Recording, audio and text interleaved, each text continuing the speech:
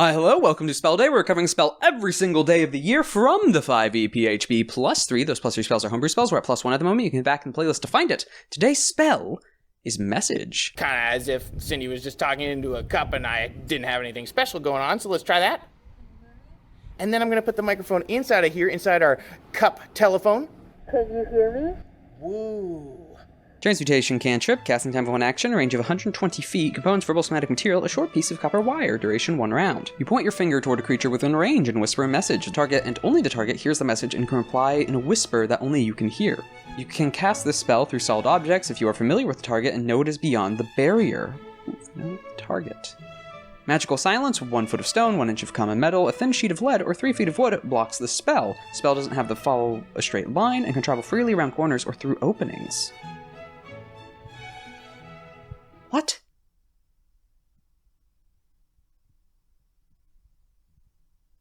What? The spell doesn't have to follow a straight line and can travel freely around corners or through openings.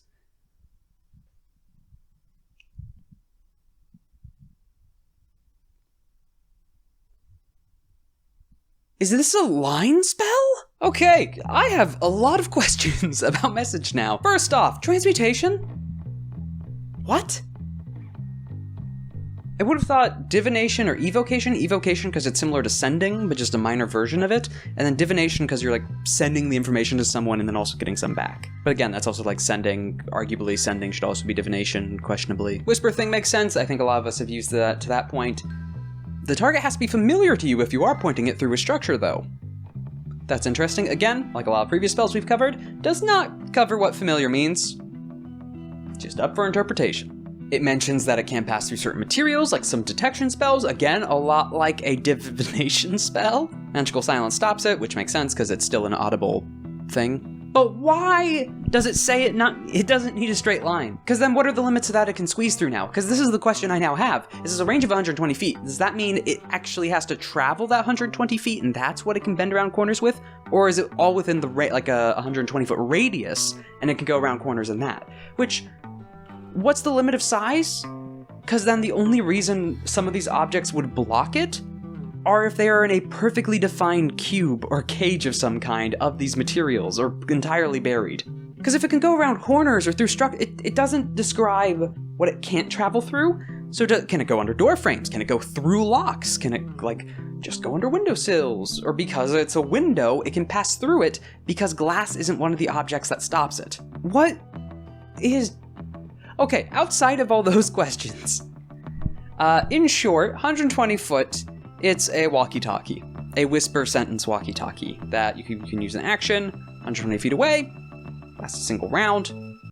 Whoa, okay, so sending is also 1 round, so it's still just the 1 message to 1 message back. Though, no limit on word count, it just says a short message.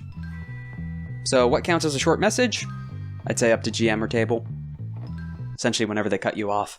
Though where I could see this, namely the issue is it's only 120 feet. Now I say that as an issue. It's a cantrip that you can send messages to people within 120 feet. Now within a structure, within courtroom, like spying wise, oh fantastic, especially since it's only a message that you two can hear. And you can cast it around corners, so a spy can be talking to someone or interrogating someone from another room without being seen and the two people are not even next to each other. So it would not even question as to where they got the information from. Also, the target doesn't, you don't have to be familiar to the target, you just have to be familiar, the target has to be familiar to you. So again, that spy scenario, the person you're messaging might not even know who they're talking to. Like again, like some spy at a ballroom scenario. You've met, you've talked to everyone, target might just have forgotten you. But now they're familiar to the spy. But, oh my god, I would see this in... Even if you're not a, like, nation spy or cult spy, this will still be used in courtrooms all the time. Because it's the note. It's the passing the note. It's the note in a classroom handed off between students so they can silently read it while the teacher's talking. Or while other kids are distracted. Except you can send this through magic over a great distance compared to the note.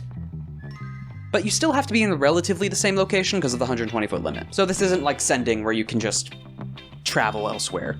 You could, however, play a dangerous game of telephone. And I mean literally like the game telephone. World building wise, I doubt this necessarily. This would be more for something like on a cruise ship. Well, not a cruise ship.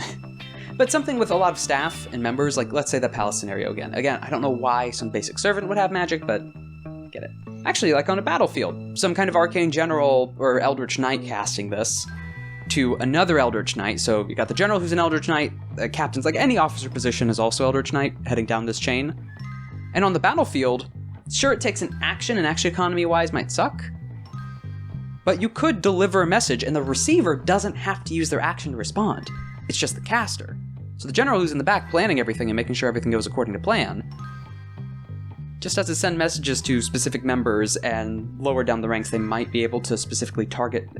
So over a battlefield, you could stretch out your net of command to a larger extent than just yelling. Well, yelling might still be able to get you farther, depending. I'm not sure how far lungs would reach on a battlefield, but at the very least, these orders and commands might not be heard by others, or at least other parts of the battlefield. But then also, like, again, the courtroom scenario, people talking to each other the entire time, or whispering to each other with message, while one person's talking, communicating, whether it's secret or out in the open. Maybe it's something similar to the various masks in Venice, on how you'd meet, you'd discuss, but your identity would remain hidden underneath the mask. So at these grand political events or parties or galas, everyone is casting this, but no one knows who everyone is talking to, necessarily. The issue is you still have to point your finger towards them. But, I mean, you could do that, like, under a table, having fancy gloves or box, or like those, what are those mittens? Not mittens. It's that weird, like, winter bit of clothing that you put your hands in. I don't know what it's called. There's probably an image here. But you could have that and then be pointing in that towards people. Something to hide your hands. Or just, like, hands within robes or the monk's sleeves.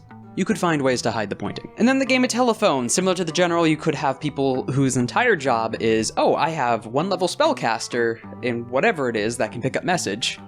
Or if you have arcane initiate, and that's a common thing within your setting, or other artificers. Or just elves. And just have a chain of people throughout a city that you cast message to.